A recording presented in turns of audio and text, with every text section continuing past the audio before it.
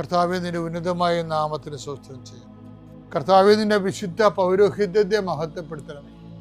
കർത്താവെ, സഭയിലുള്ള സാന്നിധ്യം പ്രകടമാക്കണമേ. 40 വർഷം ഞാൻ അർപ്പിച്ച കൃപാന്റെ യുഗതിയാൽ കൃപാസ്ഥാനത്താറെ ജീവനോടെ പ്രത്യക്ഷപ്പെട്ട മാതാവിൻ്റെ മാധ്യസ്ഥ കർത്താവെ, അപചാരിതവും ആകസ്മികമായ അപകടങ്ങൾ, തൊഴിലുമായി ബന്ധപ്പെട്ട് വരുന്ന അപകടങ്ങൾ, അതെല്ലാം അങ്ങയുടെ മക്കളെ അങ്ങ് പരിപൂർണമായി സംരക്ഷിക്കണമെന്ന് യേശുനാമത്തിൽ പ്രാർത്ഥിക്കുന്നു. കർത്താവ്, അന്ധന് കാഴ്ച നൽകിയവനെ, ചെകിടിന് കേട് നൽകിയവനെ, ഊമന് സംഭാഷണ ശക്തി നൽകിയവനെ, ബഹുരോഗ്യപ്പെടുത്തിയവനെ, തളർവാരോഗ്യപ്പെടുത്തിയവനെ, മരിച്ചവനെ ഉയർപ്പിച്ചവനെ, കർത്താവേ, നിന്റെ തിരുനാമം സ്തുതി പറയുന്നു. ഈ പ്രാർത്ഥന ചെല്ലുന്ന ഇടങ്ങളിലെല്ലാവരും രോഗികൾ കർത്താവിൻ്റെ നാമത്തിൽ ആശ്വസിക്കുകയും സൗഖ്യമാകുകയും ചെയ്യട്ടെ.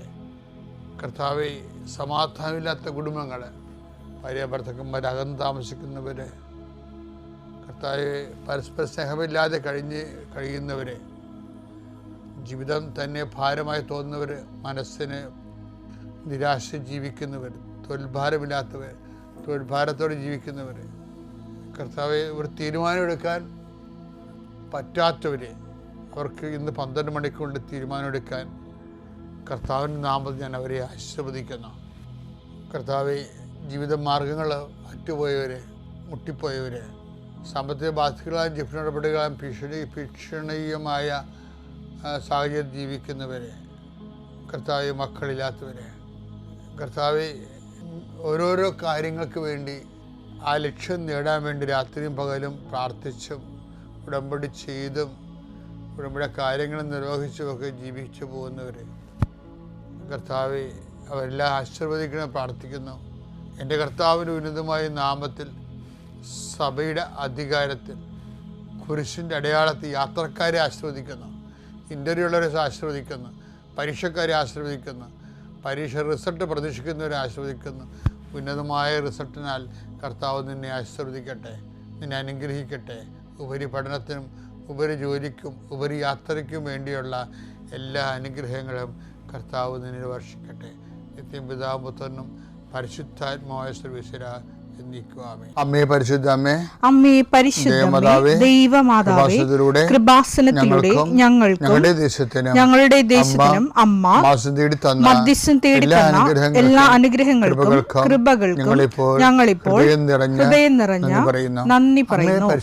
അമ്മേ പരിശുദ്ധമ്മേ ദൈവമാതാവേ, 2004 ഡിസംബർ 7 ഉച്ചകഴിഞ്ഞ് 2:30 കൃപാസനത്തിൽ സംഭവിച്ച അമ്മയുടെ പ്രത്യക്ഷപ്പെടലിനെക്കുറിച്ച് തിരുസഭയ്ക്ക് സമർപ്പിച്ചിരിക്കുന്ന പഠനരേഖകളുടെ മേൽ സഭാത്മകമായ പഠനം ആരംഭിക്കുവാൻ ഞങ്ങൾ പ്രാർത്ഥിക്കുന്നു. അമ്മേ പരിശുദ്ധമേ, ഭൂസ്വർലോകങ്ങളുടെ രാജ്ഞിയായ അങ്ങേയ്ക്ക് ഭൗമസംരക്ഷണത്തിനായി പ്രപഞ്ചപ്രകൃതിയെ തന്നെ തിരുസഭ പ്രതിഷ്ഠിക്കുവാൻ ഈ പ്രത്യക്ഷീകരണം വഴി ഇടയാക്കണമേ. പരിശുദ്ധമേ, ജപമാല മാതാവേ, സകല കൃപാസനം പ്രാർത്ഥനയോടും ചേർത്ത് ഞങ്ങളിപ്പോൾ പ്രാർത്ഥിക്കുന്ന ഈ കുടുംബത്തിന്റെ പ്രത്യേക നിയോഗം പറ മക്കളെ.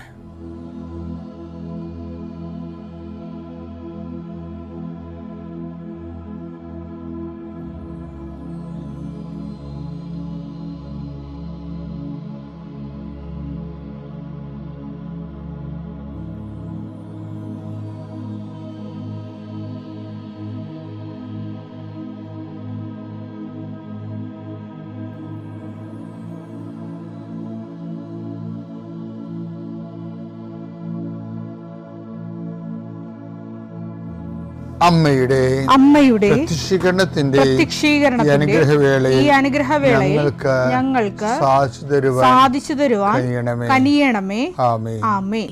നമ്മൾ ഇന്ന് നോക്കുന്ന വചനം എന്ന് പറയുന്നത്, അവിടുന്ന് നിന്നെ കൈപിടിച്ച് നടത്തും. യെശയ്യാ 42:6.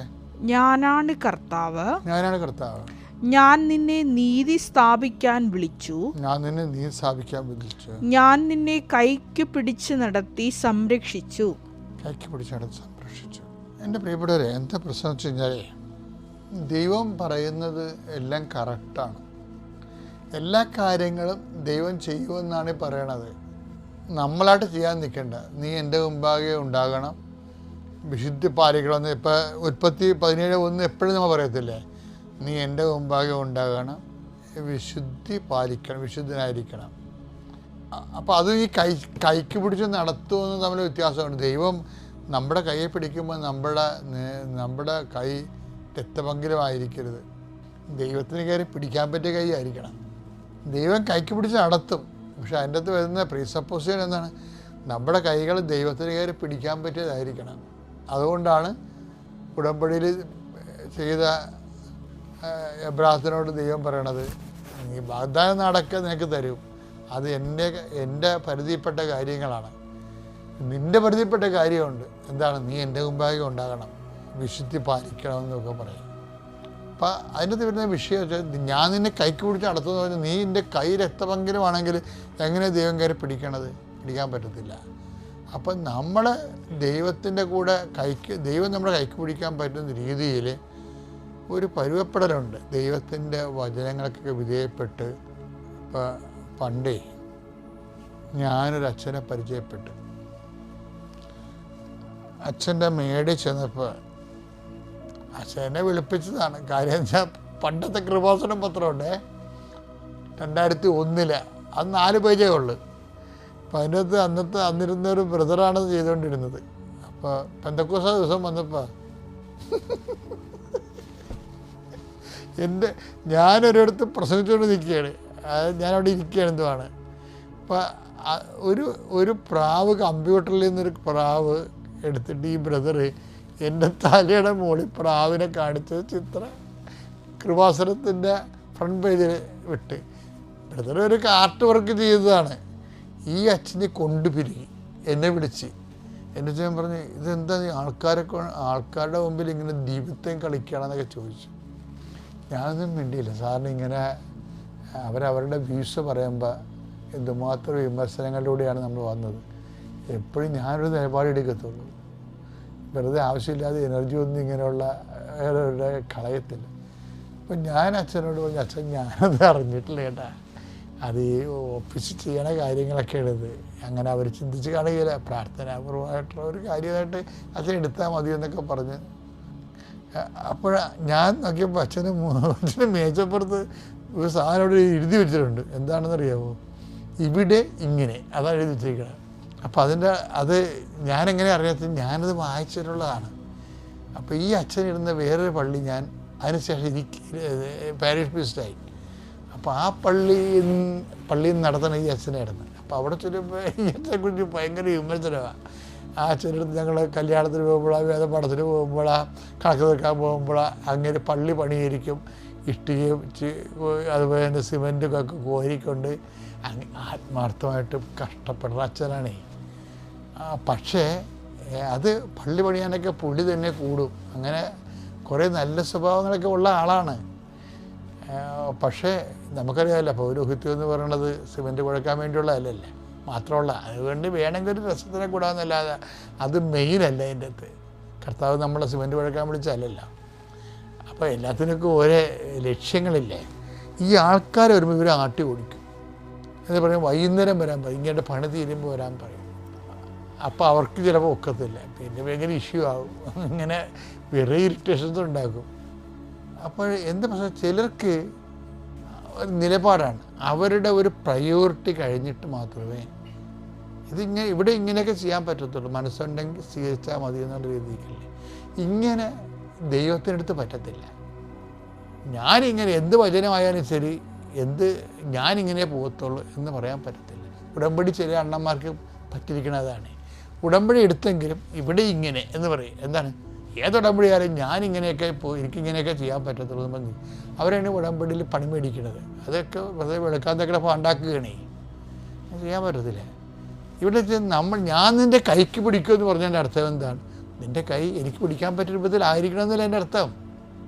ദൈവത്തിനെ നമ്മുടെ കൈയൊക്കെ ഞാൻ നിൻ്റെ കൈക്ക് പിടിച്ച് നടത്തിച്ചാൽ ദൈവം ഇപ്പം ഇപ്പം നിങ്ങൾ കൃപാസനത്തിൽ വരുന്നവരല്ലേ. അപ്പോൾ കൃപാസനം വരുമ്പോൾ കൃപാസനം എങ്ങനെ ഇവിടം വരെ എത്തിയെന്ന് നോക്കണം. ദൈവം കൈക്ക് പിടിച്ച് നടത്തിയതാണ്. കൈക്ക് പിടിക്കാവുന്ന രീതിയിൽ ഇപ്പം എൻ്റെ ജീവിതത്തിലൊരു പ്രശ്നമുണ്ടായി. എനിക്ക് അന്ന് കൊച്ചച്ഛനാണ്. കൊച്ചിനാകുമ്പോൾ അച്ഛനായിട്ട് ചിലപ്പോൾ ഒരു കൊല്ലം ആയി കാണുമായിരിക്കും. അപ്പോൾ വീട്ടിൽ നിന്ന് എൻ്റെ പെങ്ങൾ വിളിച്ച് അമ്മയുടെ നില പരുവക്കേടാണെന്ന് പറഞ്ഞു. കാര്യം ഞാനേ ഉള്ളു ഇതൊക്കെ കേൾക്കാൻ. അതുകൊണ്ട് എന്നോട് പറഞ്ഞ് അമ്മയുടെ നില പരുവക്കേടാണെന്ന് പറഞ്ഞു. അപ്പോൾ എന്താണെന്ന് അവൾ പറയണില്ല. അപ്പം ഞാൻ ദേഷ്യപ്പെടുന്ന കാര്യം പറയണി എന്താണെന്ന് പറ, അമ്മയല്ലേ എൻ്റെ. നമ്മുടെ എപ്പോൾ പറയാം അമ്മക്ക് ഗർഭപാത്രം ഇറങ്ങി വരികയാണെന്ന്. അപ്പം ഗർഭപാത്രം ഇറങ്ങി വരണപ്പോൾ അത് നിസ്സാര കാര്യമില്ല. അപ്പോൾ ഞാനവിടെ റഷ് ചെയ്ത് വീട്ടിൽ ചെന്ന് ഞാൻ അമ്മയോട് പറഞ്ഞു, അമ്മ ഒരു പ്രശ്നമില്ല, നമുക്കിത് ആശുപത്രി പോയി എല്ലാം ശരിയാക്കാമെന്ന് പറഞ്ഞ്. പക്ഷേ എല്ലാം ശരിയാക്കാന്ന് പറയുമ്പോൾ എൻ്റെ കാശില്ല. അതാണ് എൻ്റെ വിഷയം. കാര്യം ഇതൊക്കെ തിരിച്ചു കൊണ്ടുവരണമെങ്കിൽ നല്ല പൈസ വേണം, കുറേ പഥ്യങ്ങൾ വേണം, 90 ദിവസത്തെ വരെ പഥ്യമൊക്കെ വേണം, ശ്രദ്ധ വേണം. എൻ്റെ കാശില്ല. കാശില്ലേന്ന് ചോദിച്ചാൽ കാശുണ്ട്. എന്ന് വെച്ച് കഴിഞ്ഞാൽ പിതാവ് എനിക്ക് വണ്ടി വാങ്ങിക്കാൻ കാശ് തന്നായിരുന്നു. ഈ പഴയ ചെറിയ സ്കൂട്ടർ മേടിക്കാൻ വേണ്ടി രൂപത്തിൽ നിന്ന് ഞാൻ പിതാവിനോട് ചോദിച്ചിട്ട് തന്നാണ്. എന്താ വെച്ചാൽ എനിക്ക് 3 പള്ളി ഉണ്ടായിരുന്നു അന്ന്. അപ്പോൾ ഓരോ പള്ളിയും 10 കിലോമീറ്റർ 8 കിലോമീറ്ററൊക്കെ അകലെയായിരുന്നു. ഇപ്പോൾ ഇടവക പള്ളിയിൽ നിന്ന് ഞാനൊക്കെ പള്ളിയിൽ പോകണം. ഇപ്പം ഞാനൊരു BSS സൈക്കിളിനാണ് പോയിക്കൊണ്ടിരുന്നത്. അപ്പോൾ BSS സൈക്കിളിന് ഓടി ഒരു പള്ളിയിൽ നിന്ന് ഞായറാഴ്ചക്ക് കഴിഞ്ഞാൽ അടുത്ത പള്ളി ചെല്ലുമ്പോൾ പിന്നെ തിരിച്ചു വന്ന് പിന്നെ 3 മണിക്ക് കാറ്റഗിസത്തിന് വേറെ പള്ളിയിൽ പോയി വരുമ്പോൾ വയറ് അൾസർ പിടിക്കും. 2 മണിക്ക് 2:30 വന്ന് ഊണ് കഴിക്കണത് അപ്പോൾ വേർത്ത് ഒലിച്ച് വരും. അപ്പോൾ എനിക്ക് തോന്നി ഒരു വണ്ടി കിട്ടിയാൽ കൊള്ളാമായിരുന്നെന്ന് പറഞ്ഞു. അപ്പോൾ ഞാൻ പിതാവ് വണ്ടി വേണ്ട. അപ്പം അന്ന് രൂപത്തിൽ അങ്ങനെ വണ്ടി വാങ്ങിച്ചു കൊടുക്കുന്ന സിസ്റ്റമൊന്നുമില്ല. പിതാവിനോട് പറഞ്ഞ് ഞാൻ കുർബാന തരാം നിങ്ങൾക്ക്, പിന്നെ ഒരു 10 രൂപയും തരാം, നിങ്ങൾ ബാക്കിയുള്ളത് കുർബാനയിൽ അഡ്ജസ്റ്റ് ചെയ്യണമെന്ന് പറഞ്ഞു. പക്ഷേ അത് നഷ്ടമാണ് ശരിക്കും. എന്ന് വെച്ച് കഴിഞ്ഞാൽ എനിക്കന്ന് പൈസ ഇല്ലാത്തതുകൊണ്ട് ഈ കുർബാന ചൊല്ലിയിട്ട് അതിൻ്റെ ഒരു ദക്ഷിണ കൊണ്ടാണല്ലോ നമ്മൾ ജീവിക്കണത്. അപ്പോൾ ഒരു കഷ്ട ജീവിതമാണ്. അപ്പോൾ അതിൻ്റെ ഇടയ്ക്ക് എന്നാലും കുർബാന അത് കുർബാന മേടിച്ച് 10 പൂർവ്വം ചൊല്ലി അതിൽ നിന്ന് അധികം കിട്ടുന്നില്ല. 6000 രൂപയുടെ കിട്ടിയത്. അപ്പോൾ ഈ 16,000 രൂപയ്ക്ക് ഒരു വണ്ടി വാങ്ങിച്ചു. അപ്പോൾ വണ്ടി വാങ്ങിച്ചില്ല, അതാണ് രസം. അതിൻ്റെ അടുത്ത് കുരിശോനുണ്ട്.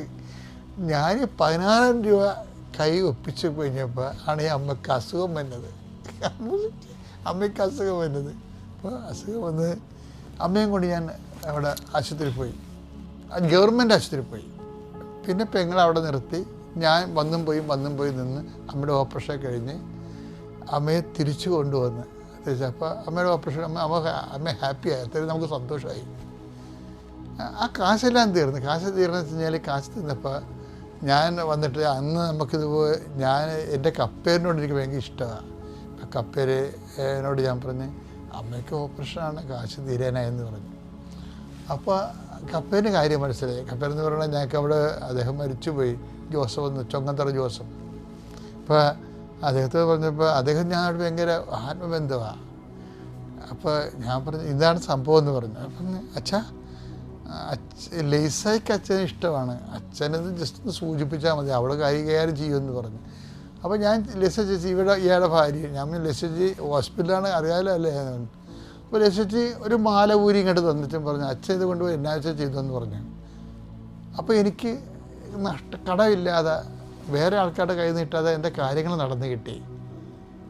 ഞാൻ അമ്മയെ ആശുപത്രിയിൽ നിന്ന് കൊണ്ടുവന്ന് പിന്നെ ഇവിടെ. പക്ഷേ എന്താ പ്രശ്നം വെച്ച് കഴിഞ്ഞാൽ അതിൽ നിന്നും പിതാവിന് അന്നത്തെ ബിഷപ്പിന് ഇതൊന്നും അറിയപ്പെട്ടില്ല. ഞാൻ അമ്മയെ ആശുപത്രി കൊണ്ടുവന്ന് സന്തോഷത്തിന് ഇരിക്കുക. അമ്മ ഇനി ഭക്ഷണമൊക്കെ കഴിച്ച് ഉറങ്ങി അമ്മ സന്തോഷമായിരിക്കുമല്ല, വലിയ എന്തോ ആശ്വാസമല്ലേ.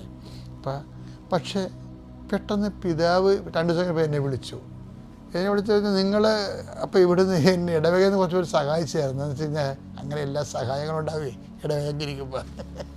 ഇങ്ങനൊരു വണ്ടി പിടിക്കാൻ കൊടുത്ത കാശിന് വീട്ടിൽ കൊണ്ട് കൊടുത്തെന്ന് പറഞ്ഞുകൊണ്ട് ഭയങ്കര ആക്ഷേപം. ഇടവകയിൽ നിന്ന് ആരോഗ്യ രഹസ്യത്തിന് ബിഷപ്പ് ഹൗസ് വിളിച്ച് പറഞ്ഞതാണ്. ഞാൻ പേടിച്ച് ഇങ്ങനെ ബിഷപ്പ് ഹൗസ് ചോദിച്ചു പറഞ്ഞു. അപ്പോൾ അച്ഛൻ വണ്ടി വാങ്ങിച്ചാന്ന് ചോദിച്ചു.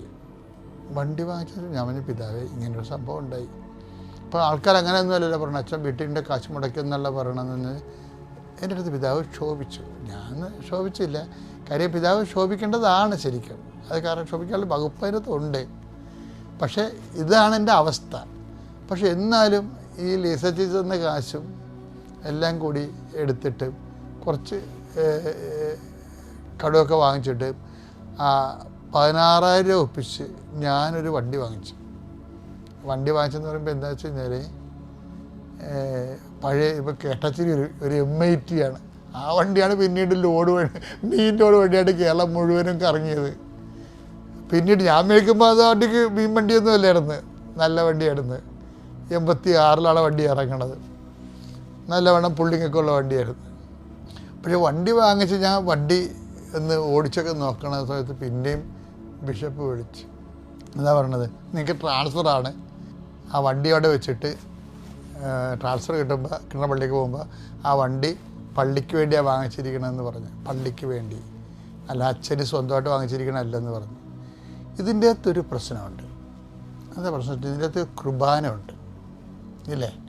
അപ്പോൾ എനിക്ക് വേണ്ടി ന്യായമായിട്ടും പറയാം, പിതാവ് ഈ വണ്ടി കൊടുക്കത്തില്ല. കാരണം എന്താണ്? ഇതിൽ ഞാൻ കുർബാന ചൊല്ലിയ എൻ്റെ സ്വകാര്യമായ സമ്പത്തിൻ്റെ അത് ഇൻവെസ്റ്റ് ചെയ്തിട്ടുണ്ട്. അപ്പോൾ പകുതിയോളോ 10 രൂപ പിതാവ് ഒന്നാണ്. പിതാവിന് വേണമെങ്കിൽ ആ 10 രൂപ എങ്ങനെയും ഞാൻ സംഘടിപ്പിച്ച് തരാം. അന്ന് സംഘടിപ്പിക്കാൻ പാടാണ്. അങ്ങനെ പറഞ്ഞാൽ മതിയായിരുന്നു എനിക്ക്. പക്ഷേ ഒരക്ഷരം ഞാൻ മിണ്ടിയില്ല, അവിടെ കണക്ക് പറഞ്ഞില്ല. എനിക്ക് അതായത് ഞാൻ പിതാവിന് താക്കോൽ കൊടുത്തു. താക്കോലിൻ്റെ വന്നച്ഛന്, ഏത് അച്ഛനാണ് വന്നത് ആ അച്ഛന് താക്കോൽ കൈമാറുമ്പോഴും ഞാൻ ഈ ചരിത്രമൊന്നും അവരോട് പറയത്തില്ല. ബിഷപ്പിനോടും ആ ചരിത്രം പറഞ്ഞില്ല. ബിഷപ്പിനോട് പറയുമ്പോൾ ബിഷപ്പ് ഓർക്കും, അയ്യോ ശരിയാണല്ലോ, അച്ഛന് ഞാൻ കുർബാന കൊടുത്തല്ലേ, അച്ഛൻ്റെ പൈസ ആണല്ലോ പകുതിയുള്ളതെന്ന് വേണമെങ്കിൽ പിതാവിന് വേണമെങ്കിൽ. പക്ഷേ അത് ഞാൻ പിതാവിന് പറഞ്ഞില്ല. പിതാവ് വൺസ് ഇങ്ങനെ പറഞ്ഞ സ്ഥിതിക്ക് ഞാൻ ആ താക്കോൽ കൈയേൽപ്പിച്ചു കൊടുത്തു. അപ്പോൾ എന്താ വിഷയം? എനിക്ക് തോന്നുന്നത് ഇവിടം തൊട്ടാണ് കർത്താവ് എന്നെ നോട്ടപ്പുള്ളിയാക്കിയത്. ഇന്ന് നമ്മൾ കാണുന്ന കൃപാസനത്തിലൂടെ വരണത് ഇതെന്താണെന്ന് വെച്ചാൽ, ഇത് ദൈവം നമ്മുടെ കൈക്ക് പിടിക്കും. ഞാൻ നിന്നെ കൈക്ക് പിടിച്ച് നടത്തുമെന്ന് പറഞ്ഞില്ലേ? ആ ദൈവം നിന്നെ കൈക്ക് പിടിക്കുമ്പോൾ ദൈവത്തിന് പിടിക്കാൻ പറ്റിയ കൈ ആയിരിക്കണം. കർത്താവിന് അന്ന് മുതൽ എന്നെ നോട്ടപ്പുള്ളിയാക്കി. എല്ലാം ന്യായവും നീതിയും എല്ലാം വെച്ചുകൊണ്ട് ഞാൻ എൻ്റെ അമ്മയെ നോക്കി സംരക്ഷിച്ചു, ഞാൻ ഈ ഇടവകയെ സംരക്ഷിച്ചു, പിതാവിൻ്റെ വാക്ക് കേട്ട് ഞാൻ താക്കോൽ കൊടുത്തു. അപ്പോൾ ഇതെന്താ സംഭവം? അന്ന് മുതൽ നമ്മുടെ കയ്യെ പിടിക്കാൻ ദൈവത്തിന് തോന്നും. അന്ന് മുതൽ നയിക്കലാണ്, അന്ന് മുതൽ കൈ പിടിച്ച് നടത്തുന്നതാണ്. പക്ഷേ ഇത് എവിടിൻ്റെ എന്ത് സംഭവിച്ചു കഴിഞ്ഞാൽ പരിശുദ്ധാത്മാവിന് ഇതിൻ്റെ അകത്തൊരു പ്രശ്നമുണ്ട്. പരിശുദ്ധാത്മാവിനെ കിട്ടിയാൽ പരിശുദ്ധാത്മാവ് ഇങ്ങനെയുള്ള സമയത്തൊക്കെ എന്താണ് ചെയ്യേണ്ടതെന്ന് നമുക്ക് പറഞ്ഞു തരും. അല്ല പരിശുദ്ധാത്മാവ് ഇടിച്ചതിന് വേണ്ടിയിട്ട് കസ്തക്ക മസ്തക്ക എന്ന് പറഞ്ഞ് വിറസവിലി താഴെ വീണമെന്നല്ല, അത് അഭ്യാസമാണ്. അതല്ല, യഥാർത്ഥ ക്രിസ്തു ചൈതന്യത്തിൽ ജീവിക്കാൻ പരിശുദ്ധാത്മാവ് നമുക്ക് സഹായകനാണ്. ഞാൻ ഇങ്ങനെ ഒരു കൃപയുടെ വഴികളിലേക്കാണ് പോകണമെന്ന് എനിക്കറിയത്തില്ലായിരുന്നു. പക്ഷെ പരിശുദ്ധാത്മാവ് ഞാൻ അറിയാതെ തന്നെ എന്നെ കൊണ്ടുപോകുമെന്നാണ് ഞാൻ ഇന്ന് ധരിക്കുന്നത്. ഇന്ന് ഞാൻ ധരിക്കുന്നത് വേറെ കൂടി കാര്യങ്ങളുണ്ട്. എന്താണ്? അമ്മ എല്ലാം ഹൃദയത്തിൽ സംഗ്രഹിച്ചു. അതേക്കുറിച്ച് ധ്യാനിച്ചൊരു മരിയൻ ആധ്യാത്മികതയില്ലേ, അതിൻ്റെയൊക്കെ ആധാരങ്ങളും അടിസ്ഥാനശിലകളും പാകണത് ഈ കാലത്താണ്. നിങ്ങൾ ഓർത്തേക്കണം ഒരു കാര്യം, നമുക്ക് നഷ്ടം വന്നാലും നമുക്ക് അനീതിയായിട്ട് തോന്നിയാലും നിങ്ങൾ ദൈവത്തിന് കൂട്ടി ചിന്തിക്കുമ്പോൾ എല്ലാം നീതിയായിക്കൊള്ളും. ദൈവത്തിലാണ് നമ്മൾ സന്തോഷിക്കുന്നത്. പിതാവിൻ്റെയും പുത്രൻ്റെയും പരിശുദ്ധാത്മാവിൻ്റെയും നാമം. വിശ്വാസ പ്രമാണം. സർവശക്തനായ പിതാവും ആകാശത്തിൻ്റെയും ഭൂമിയുടെയും സൃഷ്ടാവുമായ ദൈവത്തിൽ ഞാൻ വിശ്വസിക്കുന്നു. അവിടുത്തെ ഏകപുത്രനും ഞങ്ങളുടെ കർത്താവുമായ ഈശോ മിശിഹായിലും ഞാൻ വിശ്വസിക്കുന്നു.